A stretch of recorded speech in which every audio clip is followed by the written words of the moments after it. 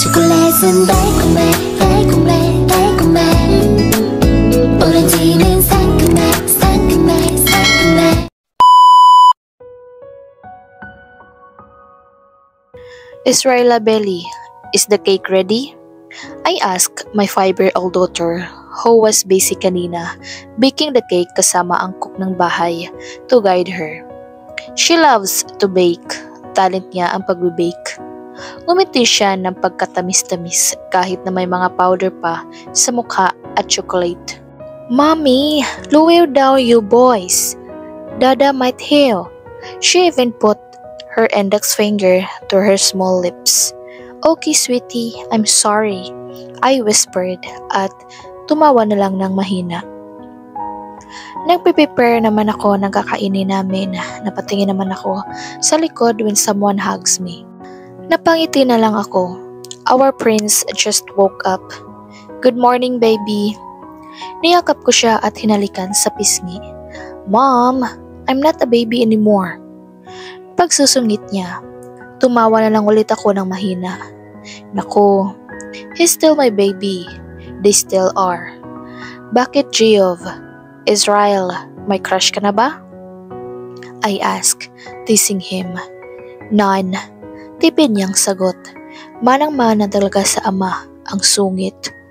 Cause you're still a baby, that's why. Huwag mo na, alright? Don't grow up too fast. I pinched her rosy cheeks. Ang laki na nila pareho. Mom, I'm not a baby anymore. Ulit niya. Stop calling me that. Niyakap ko na lang ulit siya. Baka mag-walk out eh. Nako, 7 taon pa lang naman siya. Fine, baby. Sumimangot siya. Mommy, let's go to Dada, Israela said. Tumango ako at lumapit sa kanya para dalhin ang cake na binake niya kanina. It's a half vanilla mango peach and a half black forest flavored cake.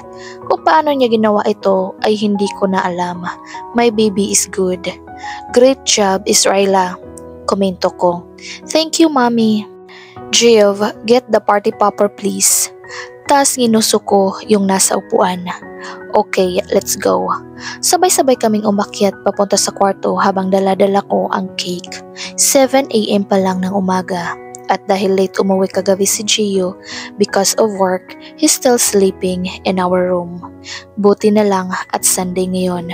Binuksan ni Geov ang pinto at kumpirmadong tulog pa siya. Israela is giggling.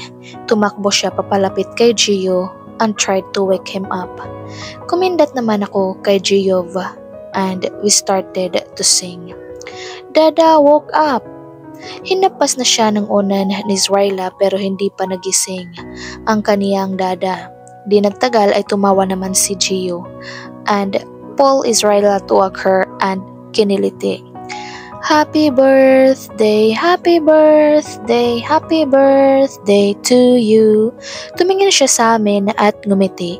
Damn, he looks so good kahit bagong gising. Naghurumintado ang puso ko. Hindi pa rin talaga ako sanay na ganun siya kahata lagi kahit bagong gising.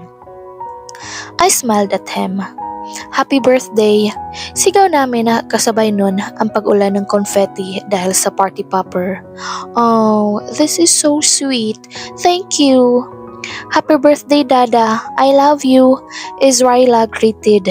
Hinalikan siya ni Gio sa pisngi. Thank you, sweetheart. I love you too. Happy birthday, Dad. Gio greeted. Niyakap siya sa kaniyang ama. Thanks, son.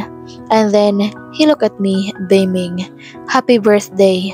Simple kong sabi tapos ngumiti. Thank you, baby. Blow your candle, Dada. Nagtatalan si Israela sa kama. Tumingin na muna siya sa akin for seconds bago niya hinipan ng kandila.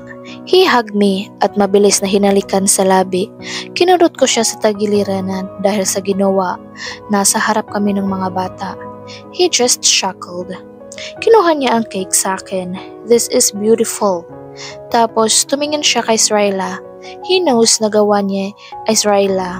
Siya lang naman ang mahilig mag-bake sa amin. Of course, Dada, for you. Niyakap ulit siya ni Israela sa leeg tapos pinaulanan ng halik sa pisngi. Niyakap niya kaming tatlo at naghagikikan. I would never get tired of this as being this family. Why is my Gio so quiet? Isisa niya kay Giov. Sumimangot naman ng baby ko. Mom called me baby dad. I am not baby anymore, right? I pinched his cheeks again. Ang cute talaga ng batang ito. Well, he still looks baby for me. Mommy, why are you calling our baby Giov baby? Natawa naman kaming mag-asawa. Magkakasundo talaga kami pagtripan si Giov minsan. Dad, sigaw niya. Oo nga, Mommy. Kuya is not baby na. Kuya has a crush. Sabay kaming napalingon ni Gio sa nagtatalon pa rin na si Israela. Saan niya naman natutunan yung crush? Oh, Gio holding his chin.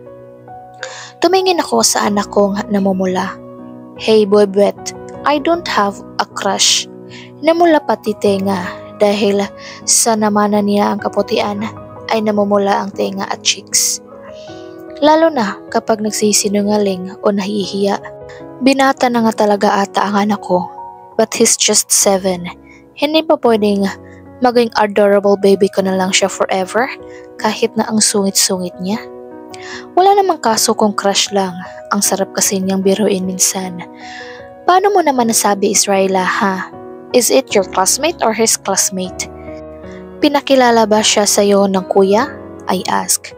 Mommy, suway ni Giov. Napatalawa na lang ako ng mahina. Sa sobrang gusto niya maging matured, he does not call me mommy, palaging mom. Pero dahil sa naiinis na siya, there he call me mommy. Ayaw niya ring hinahalikan siya at niyayakap kapag hinahatid sa school. Pero dahil mapilit ako, wala na siyang magagawa. Nako tong batang to, excited lumaki. Hindi pa ako ready. Hanggat maaari, sana babies ko na lang sila forever. Do you know Akiwa, Mommy?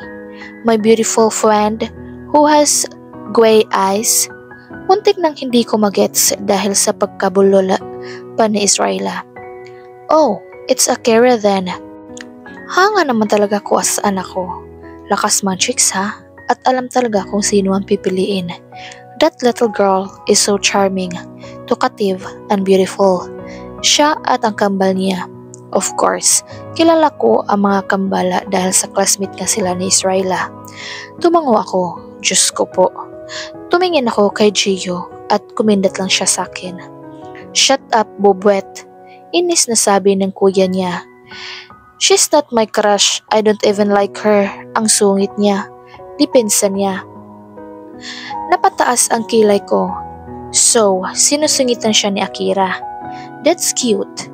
Ganun nga raw si Akira, may pagkasungit kapag hindi gusto o kilala ang kausap. Her twin Kera ay hindi naman ganun kasungit. Let's do something then, buddy. Para hindi kanya sungitan. Hinila siya ng dada niya and tapped his shoulder.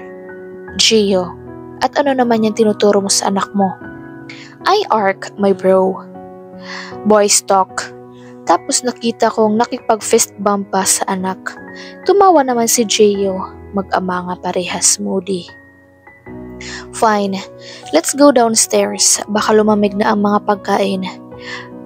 Pag-aaya ko, pa-boys talk pa eh. Anak ko rin naman niya si Giov. Dada, piggyback.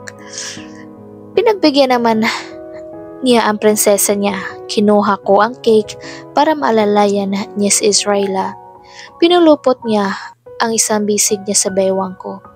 Nauna na si Giov sa paglalakad. I'm waiting for your gift, he whispered.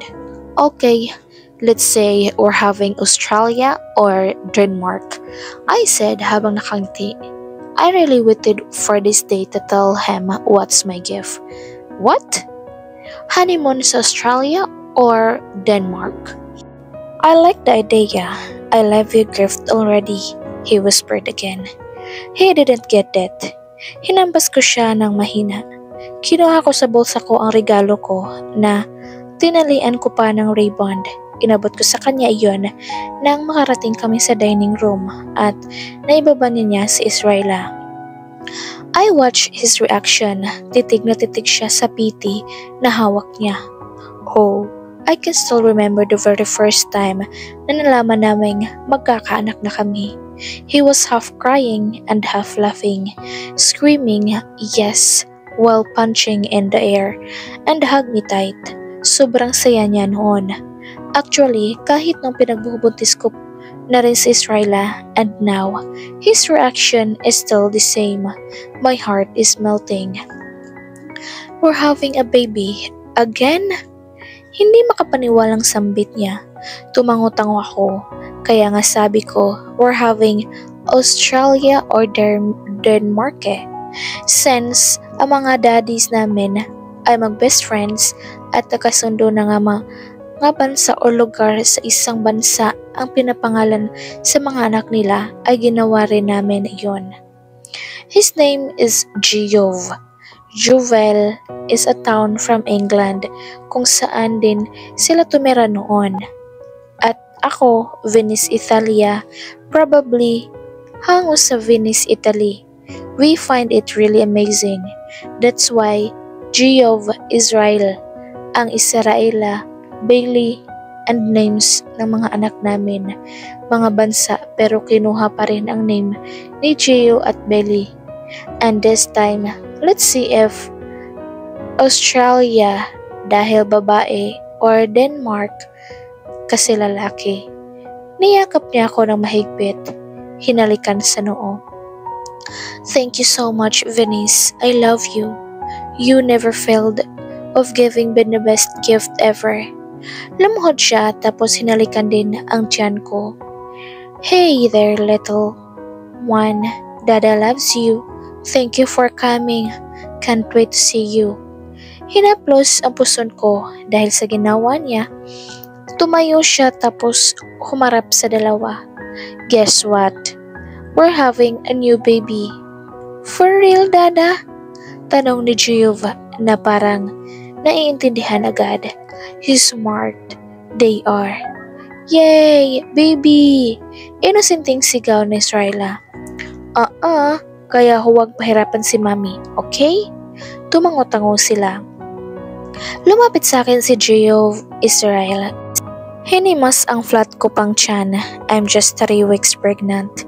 Hey there, little chump. Hope you're a boy.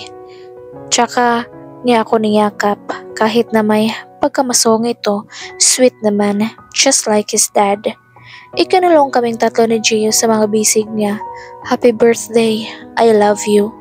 Bulong ko, I love you more, baby. True to his words, he gave me the world. Wala na akong mahihiling pa. Nasakay na ang lahat. I have the best drop-dead courteous mafia boss, husband, and a best father to our little angels, living life to the fullest. I'm just the happiest woman in the world because I was saved by him. The end.